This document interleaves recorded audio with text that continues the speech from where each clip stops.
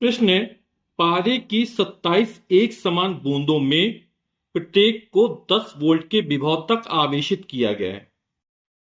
यदि इन बूंदों को मिलाकर एक बड़ी बूंद बनाई जाए तो बड़ी बूंद पर कितना विभव होगा।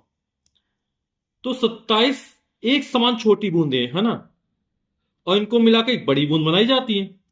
तो जब 27 छोटी बूंद को मिलाकर एक बड़ी बूंद बनाई जाएगी तो जो 27 छोटी बूंदों का कुल आयतन होगा वो एक बड़ी बूंद के आयतन के बराबर होगा, है ना। क्योंकि 27 मिल जाएंगी तो जो 27 कुल बूंदों का आयतन होगा एक बड़ी बूंद के आयतन के बराबर हो जाएगा। तो हम मान लेते हैं, माना कि छोटी बूंद की जो त्रिज्या है वो स्मॉल आर है और बड़ी बूंद की त्रिज्या कैपिटल आर है। तो आइए हल करते इस सवाल को।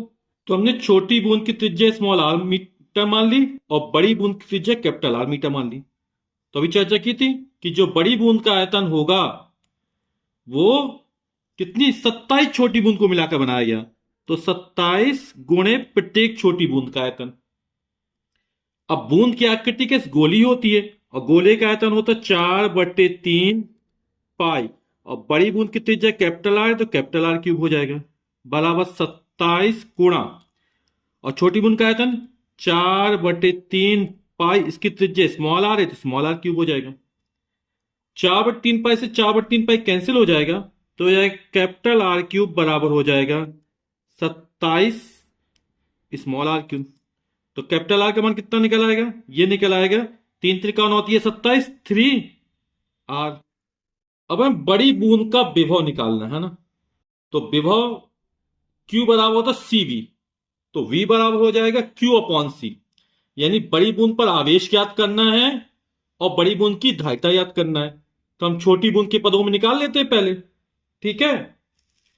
छोटी बूंद की धारिता, बूंद गोलीय आकृति की होती है और किसी विलगित गोली चालक की धारिता C बराबर होता 4πε0 इंटू ए, है ना। ये त्रिज्या होती है, यहां त्रिज्या कितनी छोटी बूंद की स्मॉल आर, तो स्मॉल आर हो जाएगा। बड़ी बूंद की धारिता कितनी हो जाएगी, यहां स्मॉल आर की जगह कैपिटल आर आ जाएगा तो हो जाएगा 4πε0 इंटू कैपिटल आर। आप लोग अभी निकाला कैपिटल आर बराबर 3 आर होता है ना, तो यह 4πε0, यहां आप लिख दें 3 स्मॉल आर। अब हमें दिया गया है कि प्रत्येक छोटी बूंद को 10 वोल्ट के विभव तक आवेशित किया जाता है ना।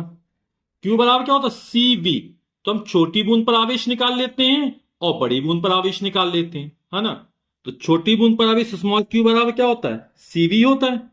सी यानी छोटी बूंद पर धारिता, और छोटी बूंद पर धारिता कितनी है 4πε0 इंटू आर, क्यू बराबर सी, ये सी का मान हो गया।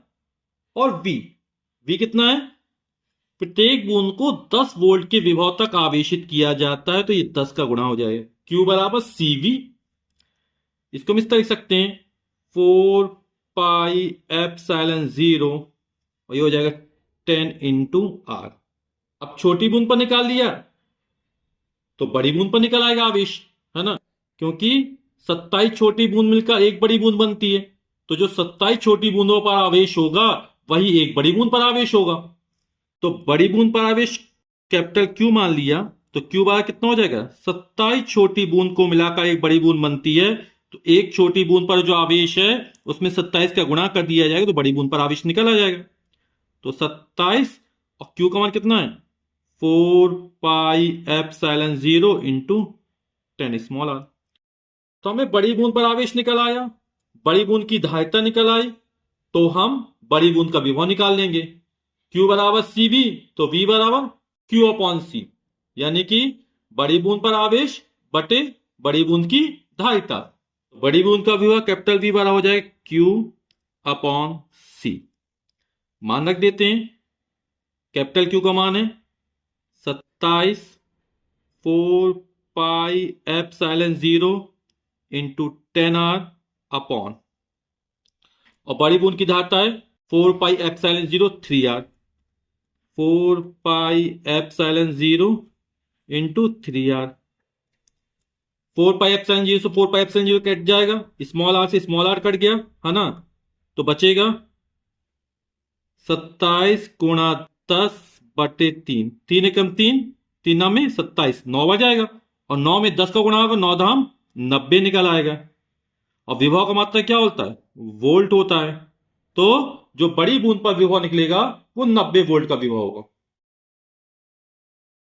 आसुत जल की 64 छोटी बूंदें, प्रत्येक की त्रिज्या 0.1 मिलीमीटर तथा आवेश 2/3 गुणे 10 की घाते -12 कूलाम है, मिलकर एक बड़ी बूंद बनाती है।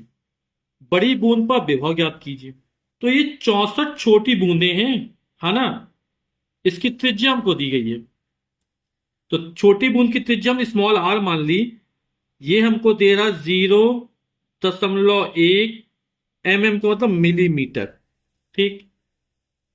और आवेश कितना दे रहा?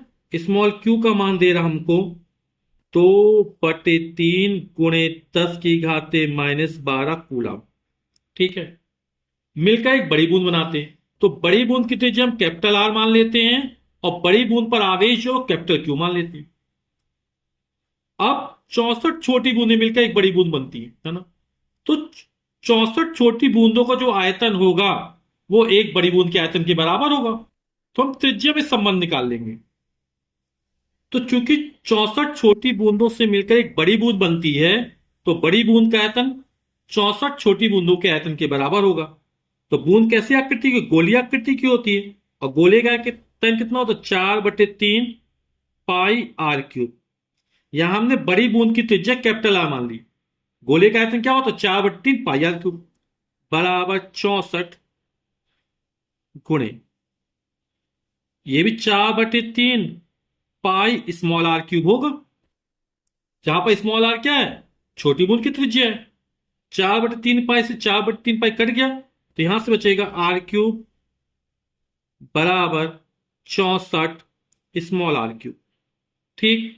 दोनों पक्षों का घनमूल ले लो, तो कैपिटल आर बराबर हो जाएगा 4 चौक 16 चौके 64, 64 घनमूल 4, ये स्मॉल आर। अब हमें स्मॉल आर का मान दिया 0.1 मिलीमीटर, है ना। स्मॉल आर का मान 0.1 मिलीमीटर दिया, इसको मीटर में चेंज कर लेते हैं। तो ये हो जाएगा 0.1 और 1 मिलीमीटर बराबर तो 10 की घाते -3 मीटर। ठीक है। 1 मीटर 1000 मिलीमीटर होता है, और जब मिलीमीटर को मीटर में बदलते 1000 का भाग कर देते, यानी 10 की घाते -3 का गुणा कर दी। दशमलव एक स्थान और किसका दें, तो ये हो जाएगा 1 गुणे 10 की घाते -4 मीटर, या 10 की घाते -4 मीटर भी लिख सकते हैं। तो 4 और स्मॉल आर का मान कितना है? 1 गुणे 10 की घाते -4 मीटर। तो हो जाएगा 4 एकम 4 गुणे 10 की घाते -4 मीटर। ये बड़ी बूंद की त्रिज्या निकाली, कैपिटल आर का मान निकाल दिया हमने। अब बूंद जो होती है वो गोलीय आकृति की होती है, और किसी विलगित गोली चालक की धारिता क्या होती है? C बराबर 4πε0 इंटू आर होती है। तो हम बड़ी बूंद की धारिता निकाल लेते हैं। तो बड़ी बूंद की धारिता ये C बराबर हो जाएगा 4πε0, और त्रिज्या, यहां त्रिज्या कैपिटल आर है। ठीक है। 1/4πε0 का मान हो 9 गुणे 10 की घाते 9, है ना। तो ये ऊपर है, तो क्या हो जाएगा? ये हो जाएगा 1/9 गुणे 10 की घाते 9। 1/4πε0 का मान 9 गुणे 10 की घाते 9 होता है। तो 4πε0 का मान कितना हो जाएगा? 1/9 गुणे 10 की घाते 9 हो जाएगा, इस पूरे का मान। और कैपिटल आर का मान कितना है? 4 गुणे 10 की घाते -4। ठीक। और धारिता किसमें निकलेगी? फैरेड में निकलेगी। तो ये हो जाएगा 4/9 गुणे 10 की घाते 9, ऊपर जाए तो -9 हो जाएगा, और -4 पहले से था, तो 9 4 13, ये हो जाएगा फैरेड। अब चूंकि 64 छोटी बूंदों को मिलाकर एक बड़ी बूंद बनाई जाती है ना, तो एक छोटी बूंद पर आवेश इतना है, तो 64 छोटी बूंद मिलकर बड़ी बूंद बनती है। तो बड़ी बूंद पर आवेश कितना हो जाएगा? तो इसमें 64 का गुणा कर देंगे, तो बड़ी बूंद पर आवेश हमको निकल आएगा। तो बड़ी बूंद पर कुल आवेश हमने कैपिटल क्यू माना, तो कितना हो जाएगा? 64 गुणे स्मॉल क्यू, क्योंकि 64 छोटी बूंदों से मिलकर बड़ी बूंद बनती है 64, और स्मॉल क्यू का मान कितना दिया था, 2/3 गुणे 10⁻⁻12। आवेश कूलाम में हो जाएगा। तो चूंकि आपको विभव निकालना, इसको इसी तरह लिखा रहने देते थे, ये हो जाएगा 64 गुणे 2/3 गुणे 10⁻⁻12 कूलाम। अब हमें बड़ी बूंद की धारिता पता चल गई, बड़ी बूंद का आवेश पता चल गया, तो हम बड़ी बूंद का विभव निकाल लेंगे, है ना। क्यू बराबर क्या होता है, सीवी होता है, तो वी बराबर क्या, क्यू अपॉन सी हो जाएगा, यानी कुल आवेश बटे कुल धारिता। ठीक है, तो बड़ी बूंद पर विभव वी बराबर हो जाएगा क्यू अपॉन सी। ठीक है, सबके मान रख देते हैं। कैपिटल क्यू का मान कितना है, 64 गुणे 2/3 गुणे 10⁻⁻12 बटे, 80 का मान है 4/9 गुणे 10⁻⁻13। हमने इसलिए पहले सॉल्व किया, सारी यहाँ कुछ संख्या कट जाएंगी तो आसानी से निकल आएगा। तो ऊपर लिखा 64 गुणे 2/3, और बटे की संख्या पलटी ऊपर जाए गुणा हो जाएगा, तो 4/9 ये हो जाएगा 9/4। ठीक है, गुणे 10⁻⁻13 ऊपर आ जाएगा तो प्लस का 13 हो जाएगा, और ये माइनस के बाद 13 में 12 जाएगा तो बचेगा 1, 10⁻1 यानी 10 हो जाएगा। अब 4 एकम 4, 4 एकम 4, 2 बचा, 24, 4×6 = 24 हो जाएगा यहाँ पर, है ना। और 3 एकम 3, 3 तिरका 9 हो जाएगा। तो ऊपर बचेगा 16 गुणे 2 गुणा 3 और गुणा 10। तो कितना हो जाएगा ये, 3 दूनी 6 और 16 छक्का 96, और 10 का गुणा करेंगे, 96 गुणे 10 यानी 960। और विभव का मात्रा क्या होता है, वोल्ट। तो बड़ी बूंद पर इतना विभव होगा, यही हमारा उत्तर होगा। 25 माइक्रोफैरड धारिता के संधारित्र की प्लेटों के बीच 250 वोल्ट का विभवांतर लगने से उसकी प्लेटों पर कितना आवेश होगा। तो ये 25 माइक्रोफैरड म्यू एफ, है ना। तो फैरड क्या होता है, धारिता का मात्रक होता है। तो हमने क्या किया, 1 माइक्रोफैरड और 10⁻⁻6 फैरड होता है, तो इसको चेंज के लिए माइक्रोफैरड को फैरड में बदलेंगे तो 10⁻⁻6 गुणा हो जाएगा। विभव 250 वोल्ट दिया गया है। आवेश क्यू का मान को ज्ञात करना है। आप लोग जानते हैं कि जो संधारित्र होता है उसमें पहली प्लेट को धनावेशित किया जाता है ना। दूसरी प्लेट पर प्रेरण के कारण ऋणावेश आ जाता है।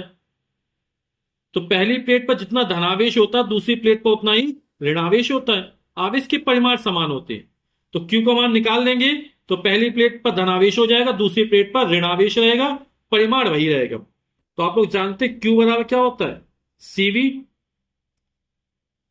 सी का मान है 25 गुणे 10⁻⁻6 और बी का मान है 250। आवेश का मतलब क्या होगा, कूलाम होगा। 25 से 25 625 हो जाएगा। 10 गुणे 10⁻⁻6। ठीक है, अब दशमलव यहां मानेंगे तो एक स्थान, 2 स्थान, 3 स्थान किसका है ना।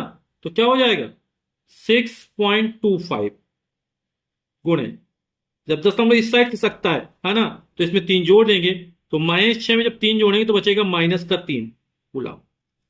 तो पहली प्लेट पर इतना धनावेश हो जाएगा, दूसरी प्लेट पर ठीक इतना ही ऋणावेश हो जाएगा। यही हमारे उत्तर बनेंगे।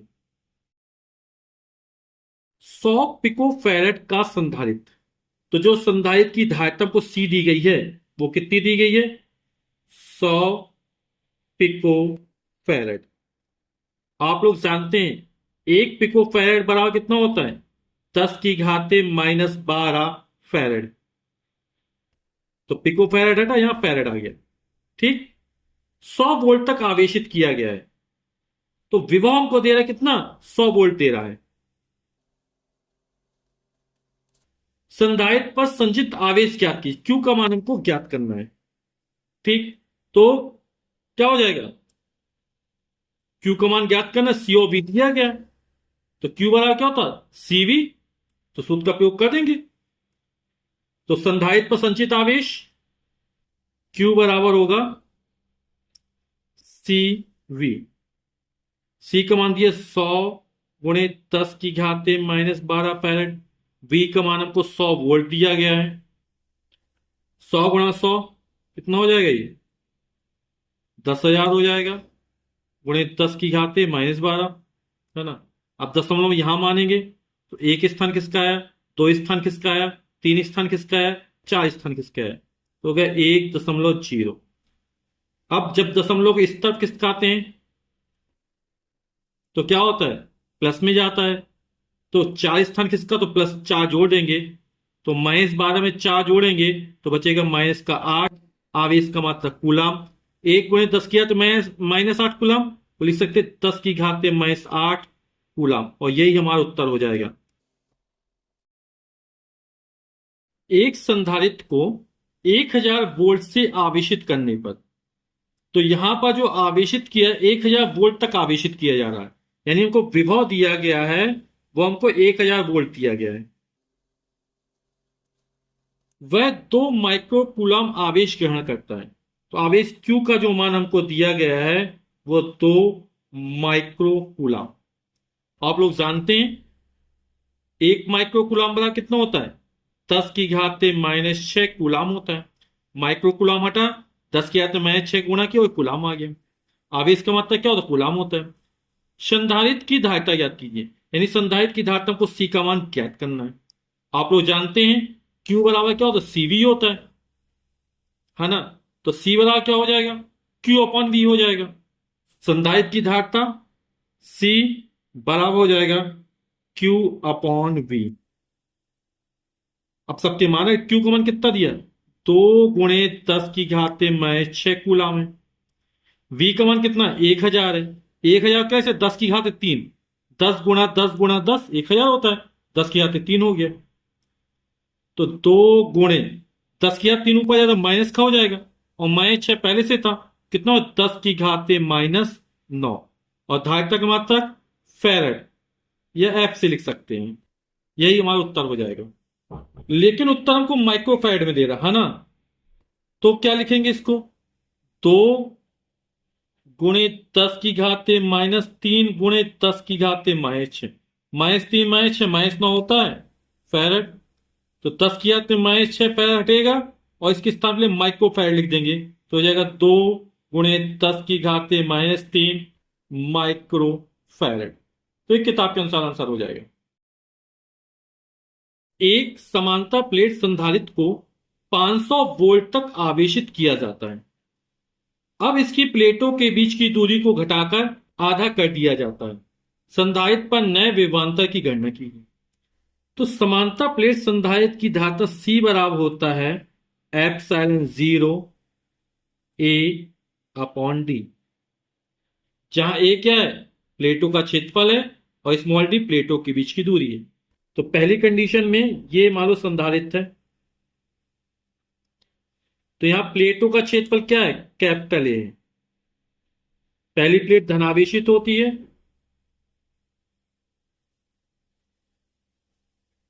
और दूसरी प्लेट पेयर के कारण ऋणावेशित हो जाती है।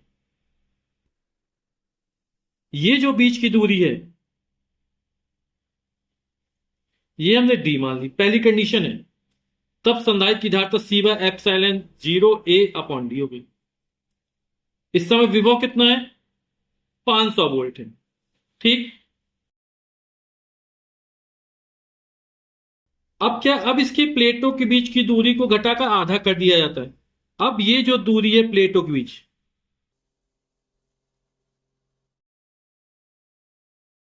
अब ये जो प्लेटों के बीच की दूरी है वो आधी कर दी गई, यानी D/2 हो गई। ठीक, प्लेटों का जो क्षेत्रफल है वो नहीं बदलेगा, वो उतना ही रहेगा। प्लेटें आगे पीछे खिसकाएगी ना, पास लाई गई, दूरी कम कर दी गई, क्षेत्रफल वही रहेगा। तो अब धारिता क्या हो जाएगी, अब धारिता हमने C डैश मान ली।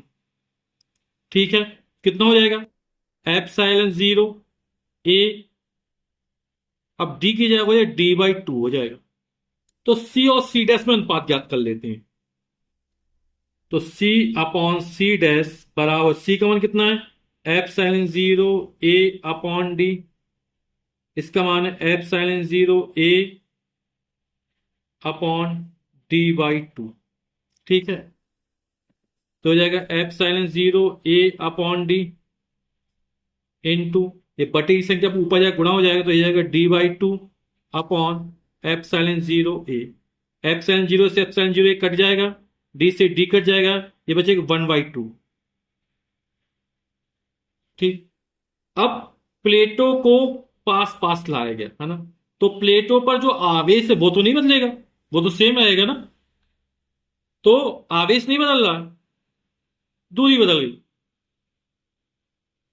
तो Q बराबर क्या होता है, CV, है ना। तो Q बराबर होता है CV। अब क्या है, आवेश नहीं बदला, तो दूसरी कंडीशन में आवेश वही रहेगा, यानी C डैश और विभव हमने मान लिया V डैश। जब प्लेटों के बीच की दूरी को आधा कर दिया जाता है, उस कंडीशन में धारिता C डैश हो जाती है और विभव V डैश हो जाता है। तो CV बराबर C डैश V डैश, अपन Q बराबर CV लिखेंगे, फिर दूसरी कंडीशन से Q बराबर C डैश V डैश लिखेंगे। तो चूंकि दोनों पर स्थिति आवेश बराबर रहेगा, क्योंकि प्लेटों पर आवेश वही है, तो बदला नहीं। तो क्या हो जाएगा, अपन निकाले V डैश, क्योंकि विभव V डैश का मान ज्ञात करना है, तो V डैश बराबर कितना हो जाएगा, C upon C dash, C dash नीचे आएगा इंटू V। C डैश के नीचे आ तो C अपॉन C डैश हो गया, V पहले से था, तो V डैश का मान निकल आया। तो C अपॉन C डैश का मान निकाल, कितना निकाला, 1/2 निकाला। हमको विभव पहली कंडीशन कितना था, 500 वोल्ट था, तो 500 में 2 का भाग जाएगा, तो 250 वोल्ट निकल आएगा। यानी जब प्लेटों के बीच की दूरी आधी कर दी जाएगी, तो विभव भी क्या हो जाएगा, आधा हो जाएगा। एक धातु के गोले को जिसकी त्रिज्या 1 सेंटीमीटर है, तो जो धातु का गोला हमको दिया गया है, उसकी त्रिज्या आर का मान कितना दे रहा है, 1 सेंटीमीटर दे रहा है। एक कूलाम आवेश देने पर आवेश का परिमाण Q का मान है 1 कूलाम, कितना विभव होगा, विभव हमको V का मान हमको ज्ञात करना है। तो यहां आवेश कूलाम में दिया गया है, तो इस सेंटीमीटर को अपन मीटर में चेंज कर लेते हैं, और जब सेंटीमीटर को मीटर में चेंज करेंगे तो क्या होगा, 10⁻⁻2 का गुणा कर देंगे, तो सेंटीमीटर किस में चेंज हो जाएगा, मीटर में चेंज हो जाएगा, बदल जाएगा। तो विभव V बराबर क्या होता है, 1/4πε0 Q अपॉन R। मान रख देते हैं, 1/4πε0 को 9 गुणे 10⁻9 न्यूटन मीटर स्क्वायर प्रति कूलाम स्क्वायर। Q का मान है 1 कूलाम, R का मान है 1 गुणे 10⁻2 या 10⁻2 भी लिख सकते हैं, और विभव का मात्रा क्या निकलेगा, वोल्ट निकलेगा। तो जगह 9 गुणे 10⁻2 ऊपर पहुंचे प्लस हो जाएगा, तो 9 और 2 11 हो जाएगा, है ना। अब विभव का मात्रक वोल्ट, और यही हमारा आंसर हो जाएगा। एक गोलाकार चालक की त्रिज्या, त्रिज्या हमको स्मॉल r का मान दे रहा है, यह है 9 सेंटीमीटर। इसकी धारिता तथा उस आवेश की गणना कीजिए। धारिता और आवेश का मान ज्ञात करना है, यानी C ज्ञात करना है और Q का मान ज्ञात करना है, ये दो मान ज्ञात करने हैं, धारिता और आवेश ज्ञात करने, जिससे इसका विभव, विभव यानी कैपिटल V का मान 1000 वोल्ट हो जाए। तो विभव हमको 1000 वोल्ट दे रहा है, त्रिज्या दे रहा है, धारिता और आवेश का मान हमको ज्ञात करना है। तो गोलाकार चालक की त्रिज्या दी गई है, तो गोलाकार चालक की धारिता क्या हो जाएगी, C बराबर 4πε0 इंटू R। ठीक है, तो गोलाकार चालक की धारिता C और बराबर कितना होता है, 4πε0 इंटू R। अपन 1/4πε0 को मान जानते, कितना होता है, 9 गुणे 10⁻9 होता है ना, न्यूटन मीटर स्क्वायर प्रति कूलाम स्क्वायर। तो इसका मान कितना हो जाएगा, तो ये हो जाएगा 1/9 गुणे 10⁻9, और ये त्रिज्या सेंटीमीटर में दी, इसको मीटर में बदल देते हैं। तो जब सेंटीमीटर को मीटर में बदलेंगे तो क्या होगा, 10⁻2 का गुणा कर देंगे, तो ये मीटर में चेंज हो जाएगी। तो आर का मान रख देंगे 9 × 10⁻²। 9 से 9 कट जाएगा, 10 किया तो 9 ऊपर -9 हो जाएगा, और -2 पहले से था, तो -9 और -2, 10 की घात हो जाएगा -11। और धारिता का मात्रा क्या होता है? फैरेड। ये एफ से लिख सकते हैं आप। अब हमें क्या याद करना है? आवेश ज्ञात करना है। आप लोग जानते हैं Q बराबर क्या होता है? CV। C का मान 10⁻11 और V का मान 1000।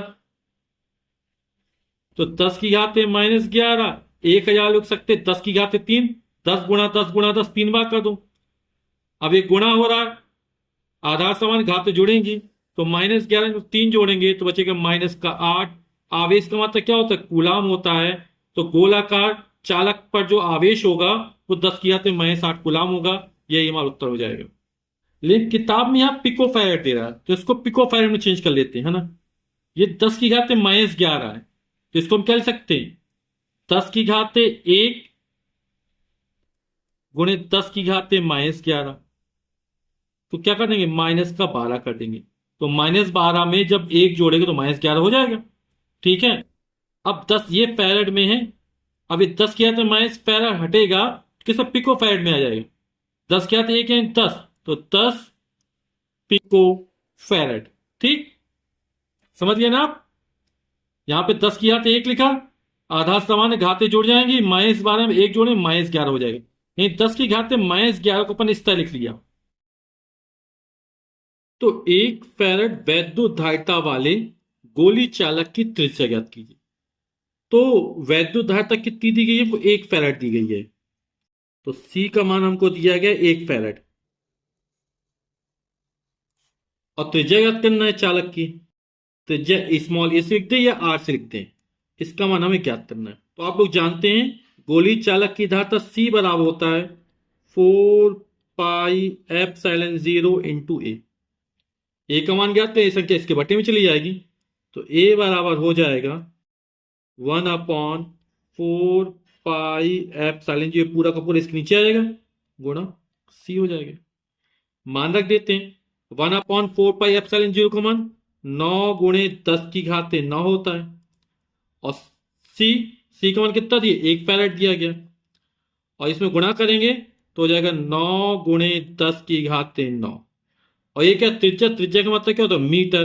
तो यही हमारा उत्तर हो जाएगा। धातु के 2 गोलों का व्यास 6 सेंटीमीटर तथा 4 सेंटीमीटर है। व्यास दिया गया, त्रिज्या निकाल लेंगे ना। तो पहले गोले की त्रिज्या हमने R1 मान ली, और दूसरे गोले की त्रिज्या हमने R2 मान ली। कितना? 6 सेंटीमीटर है, तो 6 सेंटीमीटर 2 का भाग कर देंगे, कितना है? 2 × 6 3 सेंटीमीटर। यानी पहले गोले की त्रिज्या 3 सेंटीमीटर निकल आएगी, और दूसरे गोले की त्रिज्या 4 सेंटीमीटर, इसमें 2 का भाग कर देंगे तो 2 दूनी 4, 2 सेंटीमीटर निकल आएगी। फिर कह रहा है इन्हें समान विभव तक आवेशित किया गया। तो विभव कैसा है? समान है, यानी V1 बराबर V2। पहले और दूसरे इन दोनों गोले पर कैसा विभव है? समान विभव। गोले के आवेश के पृष्ठ घनत्व का अनुपात ज्ञात कीजिए। तो आवेश का पृष्ठ घनत्व सिग्मा, तो पहले गोले σ1 मान लिया, और अनुपात ज्ञात करना है, दूसरे का σ2 मान लिया।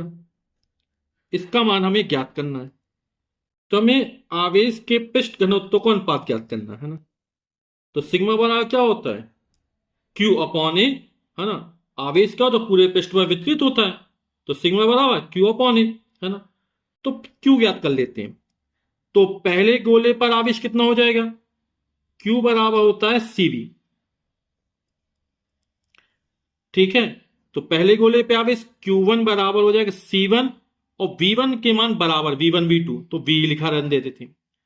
दूसरे गोले पर आवेश Q2 हो जाएगा, हमें अनुपात ज्ञात करना है, तो हो जाएगा C2V हो जाएगा। तो V से V कट जाए तो कितना बचेगा? C1/C2। ठीक। C किसी गोली चालक की धारिता का सूत्र क्या होता? 4πε0 R या A होता है ना। तो हमने R लिखा तो R1 हो जाएगा यहां पर, और कितना हो दूसरे का? 4πε0, ये हो जाएगा R2। 4 pi epsilon 0 4 pi epsilon 0 cut जाएगा, ये हो जाएगा R1/R2। R1 का मान हमको 3 दिया है, R2 का मान 2 दिया है, तो हमने Q1/Q2 निकाल लिया। ठीक, यानी पहले गोले पर आवेश और दूसरे गोले पर आवेश का अनुपात ज्ञात कर लिया। अब हमें σ1 अनुपात σ2 ज्ञात करना है। तो σ1 बटे σ2, और सिग्मा बराबर क्या होता है, Q/A होता है। तो पहले गोले पर Q1/A1 हो जाएगा, इस तरह दूसरे गोले पर Q2/A2 हो जाएगा। बटे वाली संख्या पलटी ऊपर जाएगा, गुणा हो जाएगा Q1/A1, ये Q2/A2 इसको पलट देंगे, हो जाएगा A2/Q2 हो जाएगा। ठीक, इसको क्या लिख सकते हैं, इसको लिख सकते हैं Q1/Q2 गुणा A2/A1। ठीक है, क्योंकि नीचे गुणा के रूप में है, तो हो जाएगा Q1/Q2 गुणा ए क्या है, गोले के पृष्ठ का क्षेत्रफल है ना, और गोले के पृष्ठ का क्षेत्रफल कितना होता है 4 पाई r², तो 4 पाई हो जाएगा R2 का स्क्वायर, क्योंकि दूसरे गोले की त्रिज्या R2 मानी और पहले गोले की त्रिज्या 4 पाई हो जाएगा R1²। ठीक, 4 पाई से 4 पाई कट जाएगा, तो हो जाएगा Q1/Q2 इंटू ये हो जाएगा R2²/R1²।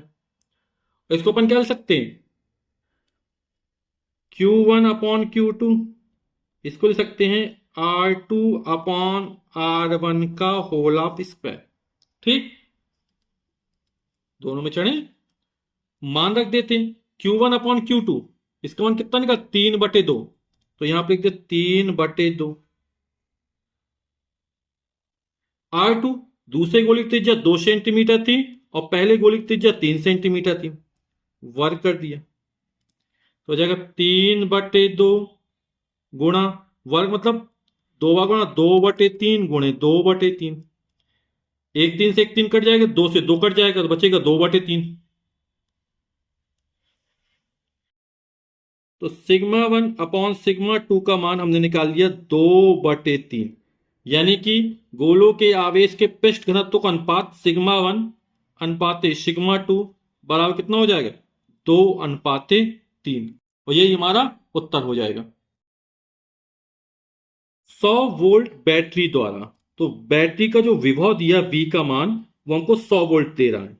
900 पिको फैरेड धारिता वाले, तो जो धारिता C का मान दे रहा है वो 900 पिको फैरेड दे रहा है। संधारित्र को आवेशित किया जाता है, संधारित्र में कितनी स्थिर वैद्युत ऊर्जा संचित होगी, तो हमें स्थिर वैद्युत ऊर्जा कितनी संचित हो इसका मान हमको ज्ञात करना है। तो ये 900 पिको फैरेड, इसको फैरेड में चेंज कर लेते हैं, तो 900 और 1 पिको फैरेड बाद 10⁻⁻12 फैरेड होता है। ठीक, तो संधारित्र में संचित स्थिर वैद्युत ऊर्जा U बराबर कितना हो जाएगा, यहां पे हमको C दिया है और V दिया है ना, तो ये होता हाफ CV²। ये सूत्र होता है संधारित्र में संचित वैद्युत स्थिर वैद्युत ऊर्जा का। तो 1/2 C का मान है 900 गुणे 10⁻⁻12 और V का मान हमको दिया 100, तो इसका वर्ग कर देंगे। ठीक है, स्क्वायर थे तो स्क्वायर चढ़ा दिए।